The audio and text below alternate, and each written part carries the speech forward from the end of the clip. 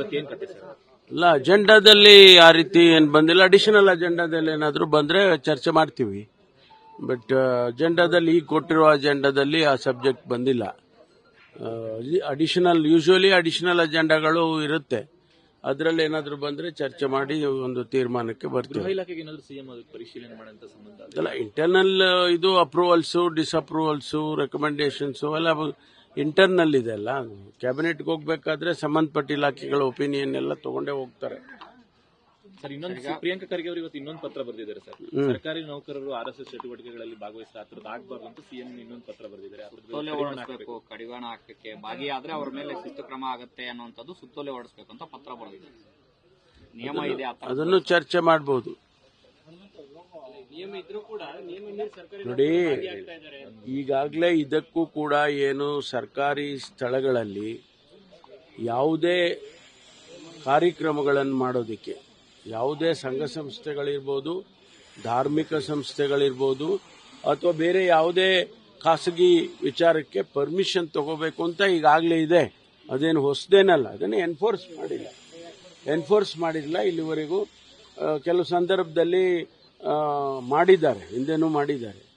ಈಗ ಬೇರೆ ಬೇರೆ ಜಾಗಗಳನ್ನು 2-3 ಜನ ಕೇಳ್ತಾರೆ, ಒಂದೇ ಜಾಗ 2-3 ಜನ ಕೇಳ್ತಾರೆ.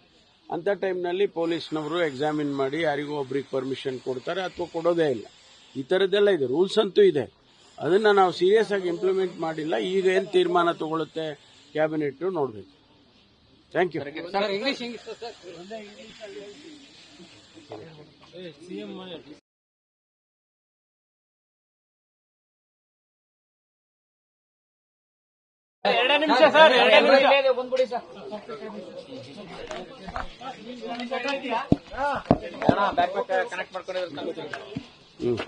ಸರ್, ಇವತ್ತು ಕ್ಯಾಬಿನೆಟ್ ನಲ್ಲಿ RSS ಕಾರ್ಯಚಟುವಟಿಕೆ ನಿಷೇಧದ ಬಗ್ಗೆ ಏನು ಚರ್ಚೆ ಆಗುತ್ತಾ? ಸಿಎಂ ಅವರು ಕೂಡ ಪರಿಶೀಲನೆ ಮಾಡಿ ತಮಿಳುನಾಡು ಮಾದರಿ ಅಂತ ಹೇಳಿದ್ರು. ಇವತ್ತು ಏನ್ ಕತೆ ಸರ್?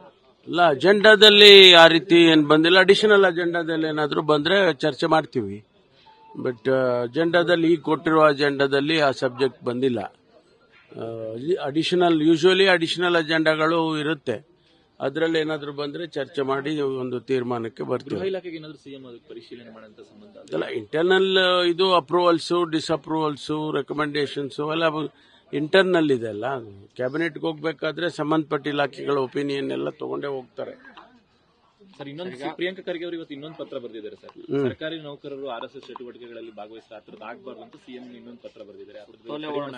ಕಡಿವಾಣ ಹಾಕಕ್ಕೆ ಭಾಗಿಯಾದ್ರೆ ಅವ್ರ ಮೇಲೆ ಶಿಸ್ತು ಕ್ರಮ ಆಗುತ್ತೆ ಅನ್ನುವಂಥದ್ದು ಸುತ್ತೋಲೆ ಹೊರಡಿಸಬೇಕು ಅಂತ ಪತ್ರ ಬರೆದಿದ್ದಾರೆ. ನಿಯಮ ಇದೆ, ಅದನ್ನು ಚರ್ಚೆ ಮಾಡಬಹುದು. ನೋಡಿ, ಈಗಾಗಲೇ ಇದಕ್ಕೂ ಕೂಡ ಏನು ಸರ್ಕಾರಿ ಸ್ಥಳಗಳಲ್ಲಿ ಯಾವುದೇ ಕಾರ್ಯಕ್ರಮಗಳನ್ನು ಮಾಡೋದಕ್ಕೆ ಯಾವುದೇ ಸಂಘ ಸಂಸ್ಥೆಗಳಿರ್ಬೋದು, ಧಾರ್ಮಿಕ ಸಂಸ್ಥೆಗಳಿರ್ಬೋದು, ಅಥವಾ ಬೇರೆ ಯಾವುದೇ ಖಾಸಗಿ ವಿಚಾರಕ್ಕೆ ಪರ್ಮಿಷನ್ ತಗೋಬೇಕು ಅಂತ ಈಗಾಗಲೇ ಇದೆ. ಅದೇನು ಹೊಸದೇನಲ್ಲ. ಅದನ್ನು ಎನ್ಫೋರ್ಸ್ ಮಾಡಿಲ್ಲ ಇಲ್ಲಿವರೆಗೂ. ಕೆಲವು ಸಂದರ್ಭದಲ್ಲಿ ಮಾಡಿದ್ದಾರೆ, ಹಿಂದೆನೂ ಮಾಡಿದ್ದಾರೆ.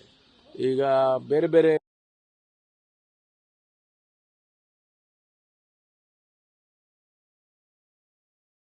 ಕಾರ್ಯಕ್ರಮಗಳನ್ನು ಮಾಡೋದಕ್ಕೆ ಯಾವುದೇ ಸಂಘ ಸಂಸ್ಥೆಗಳಿರ್ಬೋದು, ಧಾರ್ಮಿಕ ಸಂಸ್ಥೆಗಳಿರ್ಬೋದು, ಅಥವಾ ಬೇರೆ ಯಾವುದೇ ಖಾಸಗಿ ವಿಚಾರಕ್ಕೆ ಪರ್ಮಿಷನ್ ತಗೋಬೇಕು ಅಂತ ಈಗಾಗಲೇ ಇದೆ.